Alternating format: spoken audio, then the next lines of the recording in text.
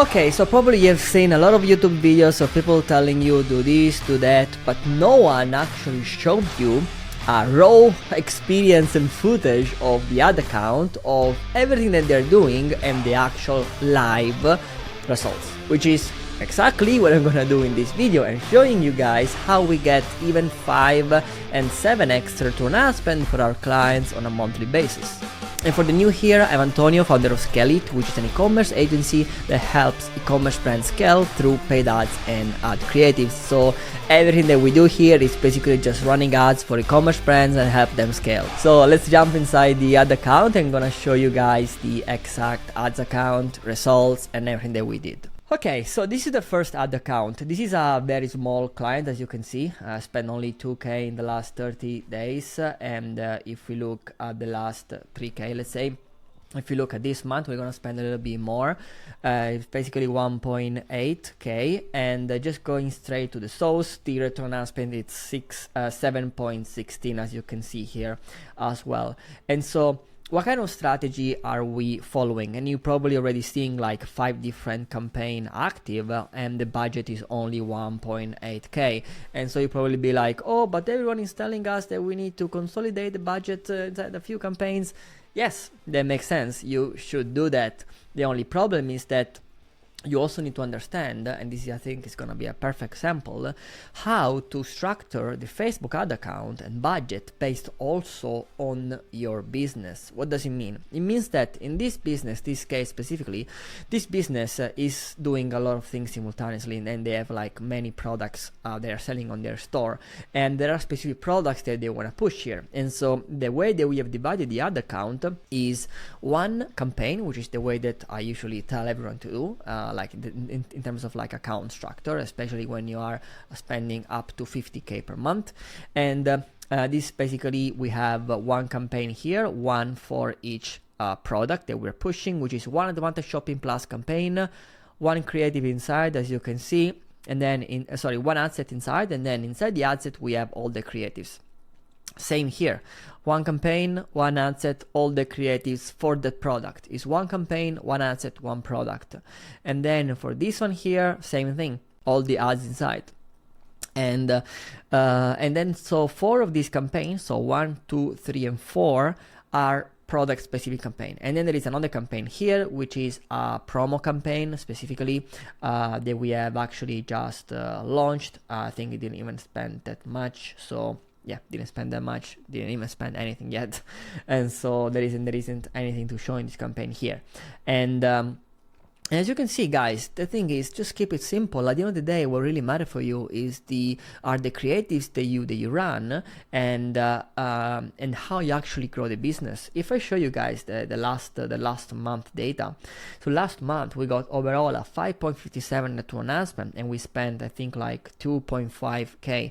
This month we're gonna spend a little bit more. We are in the process of scaling this brand, and probably gonna show you also more results in the future, because the goal is to scale this brand easily to 200K a month with like a 5x return on ad spend. Very easy. The problem is that the brands is taking this very, very, very slow, because they are scared of having problem with customer service, logistics, and everything. So we are scaling the budget very, very slow, like monthly basis. If it would have been for me, guys, I would have even scaled like in 30 days. But yeah, of course, this is not possible. But all the dates are here when it comes to ads and everything. How the ads are set up, you might asking yourself. So let me show you actually. And what you can see here is that we are targeting, of course, you need to make sure that you are using the engaged audience and existing customers. And because this is an Advantage Shopping Plus, the targeting is basically just broad, as simple as that. And the only thing that you want to do is just set your engaged audience, existing audience, and leave everything to Meta. One thing that you can do is exclude existing customers, which is something that you should do only if you guys think, or maybe like put a cap on existing customers, like in this case.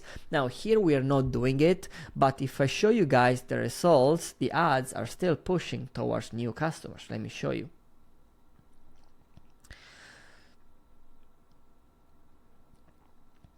So as you can see here, only 5 orders of this ad account are coming from existing customers. And that's because the way that you need to set up your ad account, you need to look at your data and be like, of course, this one they have like the highest return on investment, as you can see. But then we have engaged audience and new audience.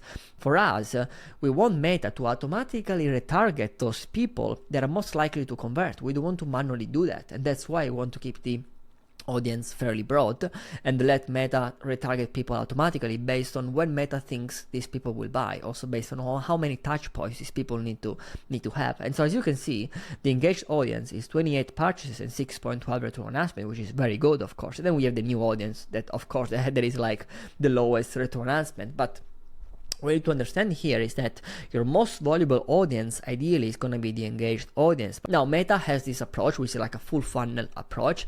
That basically means that Meta automatically spend the budget on what is going to perform best by keeping the funnel always active. That means that Meta is never going to spend 100% of your budget into existing customers or engaged audience, because at one point the engaged audience, it will basically like stop performing because you're showing the ads to the same people. And if Meta doesn't increase the size of the engaged audience because it's not like targeting the top of funnel and cold audience, the ads will break. And that's why we basically want to leave this completely open to Meta. And of course, sometimes we can launch campaigns specific for some audience if it's needed. Like for instance, in this campaign specifically here, that we have just launched, this is going to be our retargeting and prospecting. And the reason why I want to do this is because there is a specific promo you are running. I want to make sure that this promo goes to all the existing customers and engaged people, because we want to convince them to buy. And then we're going towards a cold audience. The problem is that the messaging is different, because we cannot just go to a cold audience and say, hey, buy is 20% off, of course, right? And while for the retargeting audience, you can actually do that because the people already know you, so probably they just need a discount to buy. In this case, it makes sense to do it.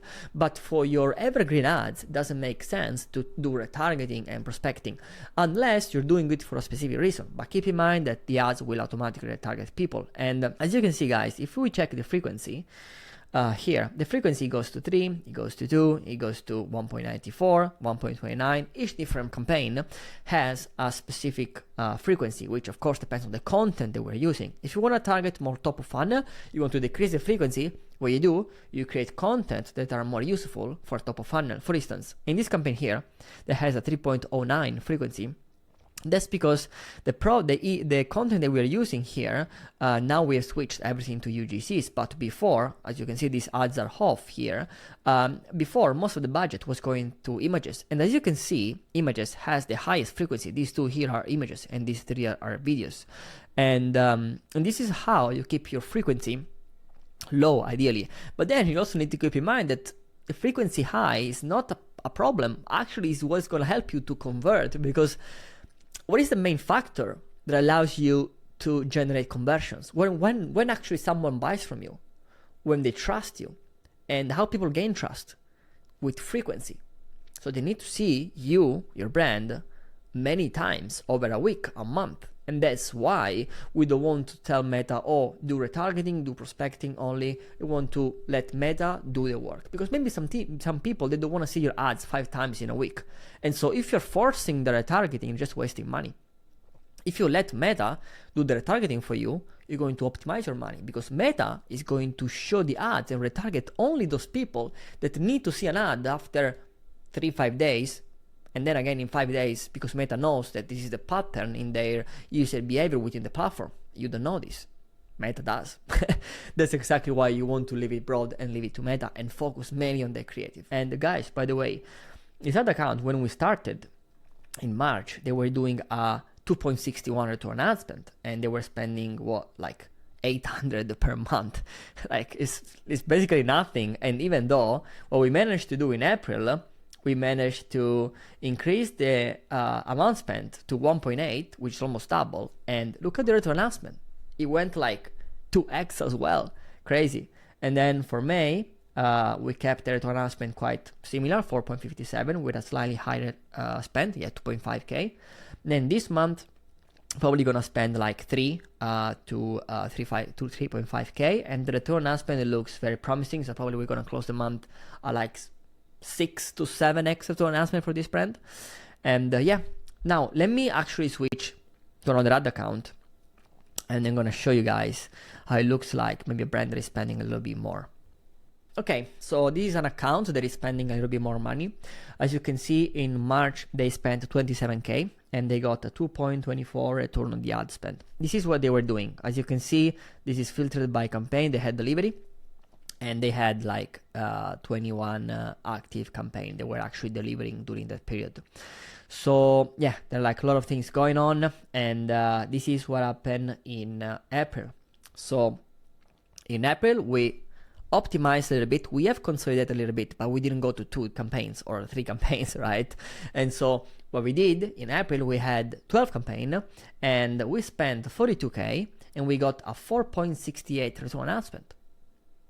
As you can see, there is a huge difference. Now, why so many campaigns? Let me filter for you. So this one here, this one, this one, this one, this one, and this one here are mainly focused on one single product. So it's a strategy that I always suggest to do, usually, which is one advantage shopping plus per product, one ad set only inside. Let me show you one ad set, and inside you have all your ads. In here, for instance, we had 28 ads with delivery. So basically just a lot of ads inside each single advantage shopping plus. Same thing here. Maybe here with a little bit less. No, yeah, 28 ads as well. And Meta here is just gonna push the ads that are working the best. And then we had this campaign here, which is pure cold campaign. And so we were doing here, as you can see, the cost per purchase is a little bit higher and the return on ad spend is a bit lower. Why? Because this is pure cold. Because what we needed to do, we need to push more on cold audience. Because what we noticed, this is something that you also actually need to look at, is that all the other campaigns that we were running, they were mainly pushing budget towards the engaged audience, but we needed to push more on cold. And rather than telling Meta, oh, like you don't target this and target that and have different campaigns for different stage of the funnel, we said, okay, let's keep all this campaign open, and so Meta will automatically do the retargeting when I think it works to maximize the return on ad spend. But then we're seeing another campaign that is bringing us fresh new audience that can convert, and then some of them will convert through the other campaign because they're quite open, and so Meta will target those people that will bring towards the cold campaign and maximize the return on ad spend, as you can see here. And then 2 of this campaign, which is this one and this one, those were basically campaign for a specific promo that we run during that month, which is like a couple of weeks, 1 week promo during that month, and of course they worked very well. And as you can see here, one campaign is in one language and one campaign is another language, same creatives. See the difference in terms of return on the ad spend. That's exactly what I usually recommend to do when it comes to ads. There is like something that I mentioned about in another video, which is translating your ads. You should go check the video because I explain in details why this works. And by the way, this is US market. So we are translating the ads even for the US market in another language, because by doing this, you're going to make your ads more relevant for the people. And so the ads that are usually displayed in the US with the local language of people that are maybe expat living in the US, these ads usually has the highest relevancy and so the highest conversion rate.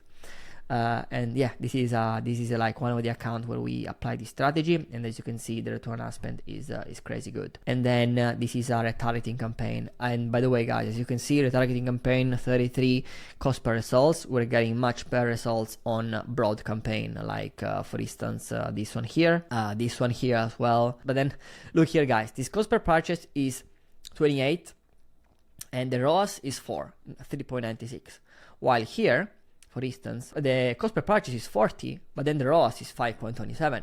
And so that's why we basically split the campaign by different products, because you need to read data specifically for that product. If you put different products inside one campaign, Meta is going to push budget towards maybe this product here that has a CPA of 28 because you're running ads for highest volume, lowest cost. So that means that Meta is going to push more budget on the ads that are getting you the lowest cost per purchase. But then you're not necessarily getting the highest ROAS. And that's why you need to split for different A or B, for different offers, different products, okay? And yeah guys, this is basically it for this video. If you liked it, just leave a like and subscribe to the channel. If you want to work with us, I'm gonna leave here again in the description of this video the link to reach out directly to me, and if you're a fit, we can schedule a call. And that's it. I'll see you in the next video.